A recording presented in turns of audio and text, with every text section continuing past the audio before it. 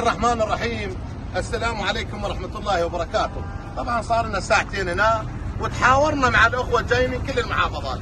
عم أنتم بتستهدفون الشيخ أسعد العيداني محافظ البصرة؟ قالوا لا والله احنا ما لنا نية نروح بالمركز، احنا ناس جايين من غير محافظات نريد نسجل حضورنا بالحدود الكويتية، نريد نقول لا نعم للأرض العراقية. موقف عمي، انا جينا اسجل عداء شخصي يا سيد المحافظ.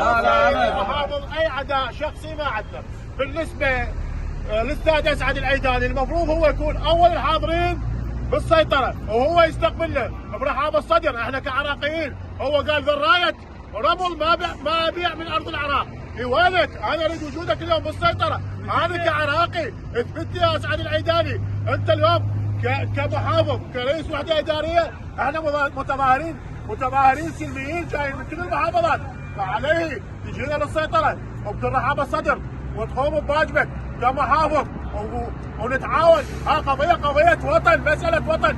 عندك قضيه مثل ما يقولون، عندك محكمه دوليه، اذا ما بامكانك مثل ما يقولون تحل قضيه سياسيه عندك محكمه دوليه وهي اللي تتوجه انت وغيرك على قضيه العراق. الهدف جايتكم شنو؟ الهدف شنو؟ الغايه شنو؟ يقول لك ما بيها زين من البصره انت حتى جايني، شو تجاوبه؟ يا عمي لا اعطيني مجال، وضح. اعطيني مجال.